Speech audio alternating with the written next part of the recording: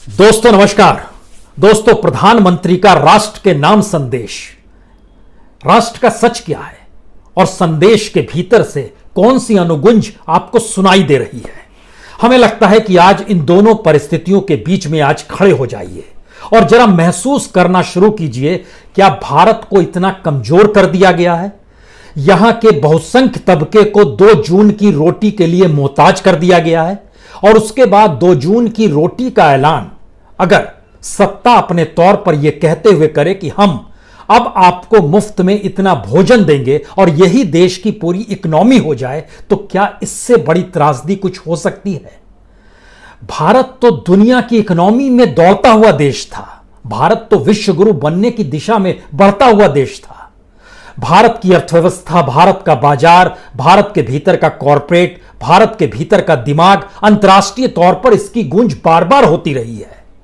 लेकिन मौजूदा वक्त ने भारत को उस सतह पर लाकर खड़ा कर दिया है जहां से आपको सिर्फ यह देश 2 जून की रोटी मुहैया कराने की दिशा में ही बढ़ता हुआ दिखाई देगा, क्योंकि कोई अर्थव्यवस्था को लेकर विजन नहीं है। और यह देश को अपने कब्जे में रखने के लिए कितना सस्ता सौदा है। ये 2,25,000 करोड़ में आप 1 साल तक इस देश के 80 करोड़ लोगों को मुफ्त में खाना दे सकते हैं। आप कहेंगे यह कौन सा मैथमेटिक्स है? आज के संदेश का एक ही संदेश है कि 80 करोड़ लोगों को अगले 5 महीने में मुफ्त में 5 किलो अनाज दिया जाएगा और उसकी एवज में सरकार के हिस्से में आएंगे 90,000 करोड़ रुपए। इससे ठीक पहले जब 3 महीने का जिक्र किया गया था कि हम आपको फ्री में अनाज देंगे, तो उसके लिए सरकार पर बोझ पड़ा था लगभग 60,000 करोड़ का। यानी दोनों को मिला दीजिएगा तो लगभग 1.5 लाख करोड़ रुपए में 8 महीने का मुफ्त में अनाज 80 करोड़ लोगों को यह सरकार दे सकती है। हमें लगता है इसमें 4 महीने और जोड़ दीजिए तो 12 महीने, और इन 4 महीनों का खर्चा हो जाएगा तकरीबन 75,000 करोड़ रुपए। जब तीनों को आप जोड़ दीजिएगा, शुरुआत के 3 महीने, अभी के 5 महीने और आने वाले वक्त में 4 महीने और भी दे दीजिए, तीनों का बोझ जो सरकार पर पड़ता है वो है 2.25 लाख करोड़ रुपया। यानी इस देश का सच यह है कि 2.25 लाख करोड़ रुपए में आप 80 करोड़ लोगों को अपने साथ खड़ा कर सकते हैं क्या? या उनके दिमाग को कुंद करके रोजगार सारा छीन कर और एक ऐसा व्यवस्था पूरे देश में बना दी जाए जिसके बाद लगे कि वाकई 5 किलो अनाज मिल रहा है, यही बहुत बड़ी बात है। इस देश का सच इसलिए यह अनूठा हो चला है क्योंकि मौजूदा वक्त का एक सच भारत का बार बार उस राजनीति को छूता है जिस राजनीति में लगता है कि आप चुनाव कैसे जीतेंगे, आपको वोट कौन देगा, वोट देने वाला कौन सा तबका होगा, उसकी कितनी बड़ी तादाद होगी। तो बीजेपी को जो वोट मिले 2019 में सत्ता में आने के लिए, वह वोट थे 22,90,78,261, यानी 22 करोड़। 2014 में वोट मिले थे 17 करोड़ 16 लाख और 80 करोड़ को आप भोजन दे रहे हैं। तो क्या यह माना जाए कि अब दिमाग में यह थ्योरी है कि इस देश के भीतर की अर्थव्यवस्था, इस देश के भीतर की इकोनॉमी, इस देश के भीतर का व्यापार, इस देश के भीतर का एजुकेशन, इस देश के भीतर का इंफ्रास्ट्रक्चर, हेल्थ को लेकर, स्वास्थ्य को लेकर, बेसिक नीड्स को लेकर सब अगर हम खत्म कर देते हैं तो उसके बाद लोग भोजन के लिए ही तो हमारे सामने हाथ फैलाएंगे और उन 80 करोड़ लोगों को हम 2.25 लाख करोड़ रुपए में 1 साल के लिए फ्री ऑफ कॉस्ट भोजन दे सकते हैं। कितना सस्ता सा गणित है ये, और इस गणित के भीतर जब झांकना शुरू कीजिएगा तो आप हैरत में आ जाइएगा। इस देश के भीतर में कितनी बड़ी बड़ी लूट हो गई, कितनी बड़ी तादाद में रकम को कॉरपोरेट को दे दिया गया, रिलीफ दे दी गई, बांट दिया गया, बैंक के भीतर से पैसा कहां चला गया, इस देश के जो पब्लिक सेक्टर इंस्टीट्यूशंस थे वो कैसे खत्म हो गए, उसको भी बेचकर कैसे पैसा आ गया। लेकिन 80 करोड़ के लिए 5 किलो अनाज की थ्योरी गजब की है। और इस थ्योरी के अक्स तले हमको लगता है कुछ सच को जानिए। अगर 2.25 लाख करोड़ में 12 महीने में मुफ्त अनाज देकर इस देश का पेट भरा जा सकता है, तो सोचिए इस देश में कितनी असमानता है। यानी असमानता का पैमाना क्या हो सकता है, क्योंकि इस देश के भीतर टॉप 30 कॉरपोरेट्स ऐसे हैं जिन्होंने सरकार या सरकारी इंस्टीट्यूशन से या आरबीआई या बैंक से कर्ज जो लिया है वो नहीं लौटाया है, वह एक एक व्यक्ति के ऊपर जो पैसे का बोझ पड़ा है वह इस देश के लगभग एवरेज 40 करोड़ लोगों को फ्री ऑफ कॉस्ट 1 साल तक भोजन करा सकता है, या 80 करोड़ लोगों को फ्री ऑफ कॉस्ट 6 महीने का भोजन दे सकता है, क्योंकि यह 1 लाख करोड़ से ज्यादा की स्थिति कमोवेश बैठती है। यानी कॉरपोरेट्स की परिस्थिति देखिए, इंडस्ट्रियलिस्टों की परिस्थिति देखिए, इस देश में चलने वाले इंस्टीट्यूशन से मिलने वाले प्रॉफिट का एनालिसिस कीजिए, और जो टैक्स पेयर हैं उनके पैसे के जरिए सरकार क्या करती है, जब इसे देखिएगा तो आप हादसे में आ जाएंगे। 80 करोड़ लोग सिर्फ 2.25 लाख करोड़ के रुपए पर 1 साल मुफ्त में भोजन कर सकते हैं। हमारी एक ऐसी परिस्थिति इस देश के भीतर की आ गई है, लेकिन यह होता नहीं है। यह तो हम सिर्फ राष्ट्र के नाम संदेश के ऐलान का जिक्र आपसे कर रहे हैं। यह होता क्यों नहीं है, हम इसकी परतों को एक एक करके खोलना शुरू करें और आपको बताना शुरू करें तो बड़े नॉमिनल एस्पेक्ट में आपके साथ आज बात करते हैं। मनरेगा में बजट में दिया गया था 61,000 करोड़ रुपए, राहत पैकेज के नाम पर 40,000 करोड़ रुपए और दे दिए गए, लेकिन मनरेगा के अभी तक की स्थिति है कि जो पैसा रिलीज किया गया है वह सिर्फ 38,999 करोड़ रुपए किया गया है। करना कितना है? 1 लाख करोड़ से ज्यादा, 1,01,000 करोड़ करना है, 38,000 करोड़ किया गया है।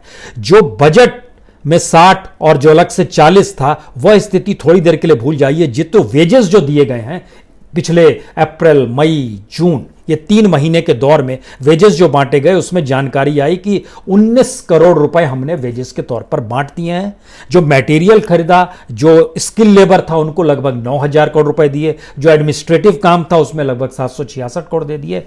इस एवरेज से जब आप चलना शुरू करते हैं कि क्या वाकई 30,000 करोड़ रुपए अगर 3 महीने में खर्च हो गए तो 12 महीने में खर्च हो पाने की स्थिति कितनी होगी? 1,20,000 करोड़ रुपए। 1 लाख करोड़ रुपए आप देने की स्थिति में है। अभी के एवरेज से चलेंगे तो 1,20,000 करोड़ रुपए देने होंगे। अभी जो रिलीज किया गया है वो रिलीज लगभग 80% खत्म हो चला है। इसके बाद पैसा देने की पास आपके लिए पैसा है या नहीं है, पहला सवाल यह आएगा। दूसरा सवाल, जो इस देश के भीतर का मिड डे मील है, जिसका जिक्र हम बार बार करते हैं, सबसे कम पैसे में सबसे ज्यादा बच्चों को भोजन करा पाने की स्थिति मिड डे मील की आती है। मिड डे मील आज की तारीख में, आज जब राष्ट्र के नाम भाषण चल रहा था, उस समय तक 4 बजे तक का समय होता है मिड डे मील का। उस समय तक मिड डे मील की पूरी लिस्ट बन जाती है और सरकार उसको जारी कर देती है। आज भी जारी कर दी गई 4 बजे। उसमें जानकारी मिली कि इस देश के 11.5 लाख स्कूलों में से सिर्फ 664 स्कूलों में मिड डे मील बटा है। इस देश के तकरीबन 12 करोड़ बच्चों में से सिर्फ 15,854 बच्चों को मिड डे मील मिला है, और उसमें भी सबसे ज्यादा असम के बच्चे हैं, जो कि 15,240 बच्चे असम के ही हैं, और 388 स्कूल असम, बाकी जगहों के कहीं नहीं है। इसमें उत्तर प्रदेश नहीं है, बिहार नहीं है, झारखंड नहीं है, उड़ीसा नहीं है, मध्य प्रदेश नहीं है, राजस्थान के बहुत 12 स्कूल हैं सिर्फ जहां पर मिड डे मील। बट यह स्थिति अगर इस देश के भीतर की है तो एक तरफ न्यूनतम का जिक्र, जिसके दायरे में बजट भी आता है, वहां से निकला हुआ पैसा अभी हम नहीं दे पा रहे हैं। मिड डे मील के लिए अलग से पैसा लगभग 1,600 करोड़ का ऐलान एचआरडी मिनिस्ट्री ने किया था, बोझ पड़ेगा, हम मिड डे मील छुट्टियों में भी बांटेंगे, लेकिन कुछ भी नहीं बट रहा है। तो ये जो ऐलान है, अब थोड़ी देर के लिए इसको खाली याद रखिएगा, 2.25 लाख करोड़ 80 करोड़ लोगों को भोजन मुहैया कराएंगे। अब देखिए दूसरा स्थिति, प्रवासी मजदूर आपके जहन में याद होगा, जिनके पास राशन कार्ड नहीं है। आज सरकार ने और प्रधानमंत्री ने जिक्र तो कर दिया कि हम एक राशन कार्ड एक देश में बना देंगे, जो बहुत कठिन काम नहीं है, बन जाना चाहिए। लेकिन दूसरा सच क्या है? दूसरा सच यह है कि इस राशन कार्ड का सच जानिए, उससे पहले यह जानिए जिनके पास राशन कार्ड नहीं था। 8 करोड़ प्रवासी मजदूर थे, और 8 करोड़ प्रवासी मजदूरों के लिए 2 महीने के मुफ्त अनाज की सरकार ने व्यवस्था की कि मई और जून में उनको मुफ्त का अनाज देंगे। लेकिन जो अनाज कहां से आएगा? एफसीआई के गोडाउन से आएगा। एफसीआई के गोडाउन का जो डाटा निकल कर आया, और जिसका जिक्र खुद इस देश के जो फूड मिनिस्टर हैं रामविलास पासवान जी ने भी कर दिया, और वो डाटा भी अब आपको भी मिल जाएगा अगर आप सरकार की साइट्स पे जाएंगे, एफसीआई की साइट्स पे जाएंगे। मई के महीने में जितना अनाज इनको मिलना चाहिए था, उसका सिर्फ 13.5% निकला। जून के महीने में यह 10% से भी कम हो गया। यानी मई के महीने में इन 8 करोड़ लोगों में से जो प्रवासी मजदूर थे, सिर्फ 1 करोड़ 7 लाख लोगों को ही अनाज पहुंचा सके। यानी 7 करोड़ लोगों को अनाज नहीं पहुंचा सके मई के महीने में। जून के महीने में 26 जून तक का डाटा आया है, 26 जून तक 8 करोड़ लोगों में से सिर्फ हम लोग पहुंच पाए हैं 79,20,000 जी, यानी यहां 1 करोड़ तक भी नहीं पहुंच पाए हैं। वहां तो 1 करोड़ को किसी तरीके से छू लिया था क्योंकि अनाज ही नहीं निकाला गया। यह तो पहला सच था। दूसरा सच इस देश के भीतर में पीडीएस सिस्टम का है, जो राशन दुकानों से अनाज मिलना चाहिए, अनाज बंटना चाहिए। उसका डाटा तो और चौंकाने वाला है कि राशन दुकानों से भी अनाज जो मिलना चाहिए था उसमें भी सिर्फ एक आंध्र प्रदेश है, बिहार है, केरल है और उत्तर प्रदेश है जिन्होंने अपने इलाके में पीडीएस सिस्टम में 90% अनाज बांटा है। दिल्ली, मध्य प्रदेश, उड़ीसा, झारखंड 30% से भी कम है। और ओवरऑल देखिएगा अगर ढांचा इस देश के भीतर में जितने भी राशन कार्ड हैं उसमें सिर्फ लगभग 58% लोगों को अनाज मिल पाया है, 42% को अनाज नहीं मिल पाया इस दौर में भी। और एक एनजीओ ने जब सर्वे करना शुरू किया तो उसने हासिल किया कि लगभग 60% अनाज की दुकानें तो बंद ही रहती है। जो पीडीएस की दुकान है उसमें कब व्यक्ति जाता है, कब अनाज लेगा। लेकिन इन सब से इतर अगला सच यह है कि जो एफसीआई के गोडाउन से पीडीएस वालों को अनाज उठाना होता है वो अनाज भी 40 से 45% ही उठा पाए हैं। सिर्फ अनाज का जिक्र हो रहा है, सिर्फ 2 जून की रोटी मुहैया कराने का जिक्र हो रहा है, जो सबसे न्यूनतम में मिलता है उसका जिक्र हो रहा है। वह जो पहले से चला आ रहा था उसका जिक्र हो रहा है। पहले से मनरेगा था, पहले से मिड डे मील था, पहले से पीडीएस सिस्टम था, उसको भी पूरा नहीं कर पाए, प्रवासी मजदूरों को पूरा नहीं कर पाए। और आज हमने 2.25 लाख करोड़ का जो साल भर का हमने डाटा निकाला, सरकार तो सिर्फ 1.5 लाख करोड़ रुपए खर्च कर रही है, वो 8 महीने के लिए खर्च कर रही है, लेकिन हमने कहा 1 साल भी फ्री कर दें। लेकिन 2.25 लाख करोड़ इस सरकार के लिए दुअन्नी और चुअन्ने की तरह है, या इस देश की इकोनॉमी में उसका कोई महत्व नहीं है। लेकिन सोचिए 80 करोड़ लोग अगर इतने कम भोजन पे आश्रित हैं या इतनी कम रकम पे आश्रित हैं तो इस रकम का मतलब क्या होगा। इस रकम का मतलब भी हमें लगता है ये डराने वाला है, क्योंकि कॉरपोरेट को लगभग 6 लाख करोड़ रुपए 4 साल में माफ कर दिए गए। जो एनपीए है तकरीबन 9.5 लाख करोड़, इन दोनों को जब आप मिलाना शुरू करेंगे तो इसका मतलब है कि 5 साल तक इस देश में मुफ्त अनाज, अगर एनपीए और कॉरपोरेट के हिस्सा को जोड़ दें, 5 साल तक फ्री ऑफ कॉस्ट इस देश के 80 करोड़ लोगों को आप भोजन दे सकते हैं।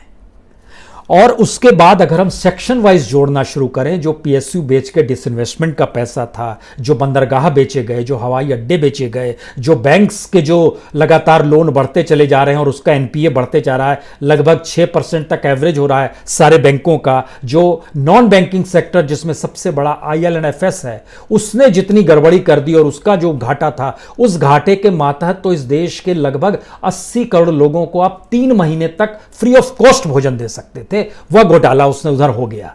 अलग अलग जगहों पर अलग अलग तरीके से इस देश के भीतर में कोई कमी नहीं पैसे की, यानी कॉरपोरेट को रियायत, इंडस्ट्रीज को रियायत, अलग अलग सेक्टर्स को रियायत, जिसमें रियल एस्टेट भी आएगा, जिसमें बैंक्स भी आएंगे, जिसमें पावर सेक्टर भी आएगा, जिसमें रेलवे भी आएगा, जिसमें पीएसयूज भी आएंगे, और जिसमें वो तमाम कोऑपरेटिव्स भी अब आने लगेंगे, जिन कोऑपरेटिव्स को आरबीआई के मातहत करते हुए सरकार अब वहां से भी पैसा लेना चाहती है। लेकिन आरबीआई से जो सरकार ने पैसा निकाला, एक बजट होता है, उस बजट के जरिए सरकार को चलाना होता है देश।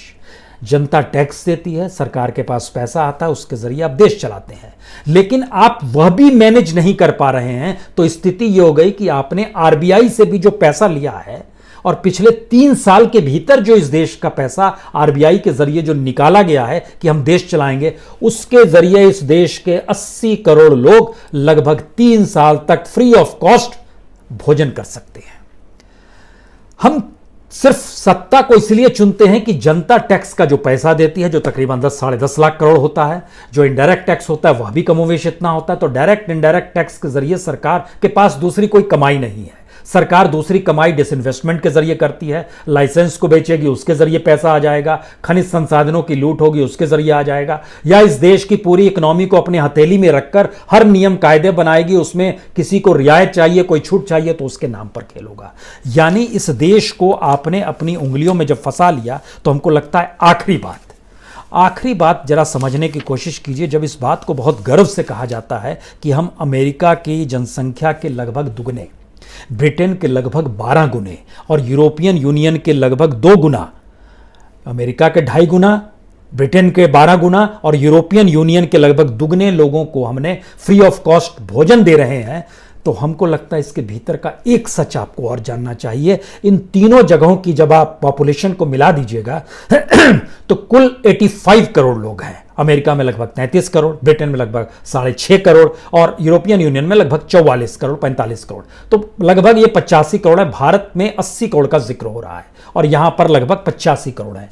इन 85 करोड़ लोगों की आय जो है वो आय भारत की तुलना में सिर्फ 25 गुना ज्यादा है। भारत की प्रति व्यक्ति आय लगभग $2,100 होती है और इनकी एवरेज आय जब निकालिएगा तो यह लगभग 50 आ जाएगा, $50,000 और यहां पे $2,000, यह अंतर है। अमेरिका में प्रति व्यक्ति आय $65,000, ब्रिटेन में $41,000, यूरोपियन यूनियन में $38,000, भारत में $2,000। एक हिस्सा ये। दूसरा, जो बेरोजगारी भत्ता और कोविड के वक्त में जो उन्हें रियायत दी जा रही है, वह रियायत भारत में मिलने वाले किसी भी टॉप मोस्ट ब्यूरोक्रेट को जो मिलता है पैसा, जो सरकारी अधिकारी को मिलता है, वह 2 लाख बेसिक जो उसका एक बेस होता है, उससे भी ज्यादा वहां पे बेरोजगारी भत्ता कोविड क्राइसिस के दौर में सब मिला के दिया जा रहा है। स्थिति यह हो गई है कि $600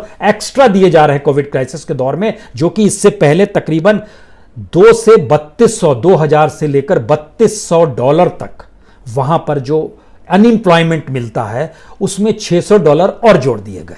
यानी भारत की इकोनॉमिक्स के तुलना, और आप हम लोग क्या एक भूखमरी वाले देश के बीच में हैं, और इस देश के प्रधानमंत्री जब राष्ट्र के नाम संदेश देते हैं तो एक भूखमरी की परिस्थिति है क्या? कमोवेश एक यही सच है, क्योंकि अभी तक हम लोग गरीबी की रेखा से नीचे का जिक्र होता था तो 29 करोड़ का जिक्र होता था और उनकी आय जो रहती थी वो लगभग मान के चलिए कि उनको जो भोजन मिलता था और प्रति महीने जो रहती थी उनकी आय वह लगभग 33-35 रुपए तक पे आके अटक जाती थी।